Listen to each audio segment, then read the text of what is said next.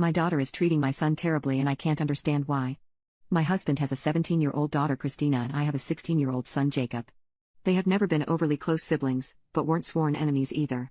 When Christina was 10 she was the victim of rape by a family member that saw them convicted and go to jail. She was in intensive therapy for years and we are so proud of the strong, confident and intelligent young woman she is today.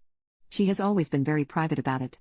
Besides our family, her lifelong best friend knew, and that was it. My son, however, knew about the abuse too. He told some friends about it 2 months ago nonchalantly, in a joking manner, and before you know it, the whole school knew. Christina was devastated to say the least. She's been back in counseling since and has been coping as well as possible. Christina blew up at Jacob when this first happened and he saw the fallout of her coping with this firsthand. But since that night when she found out he told people and word was going around, she hasn't spoken a word to him. She doesn't look at him when he enters a room, or react when he speaks directly to her, or about her, or anything else of the sort. For example, at dinner, she'll speak to us and he'll chime in and she continues the conversation as though he hadn't said anything. I find it super disrespectful and have confronted her about this, but she refuses to explain herself.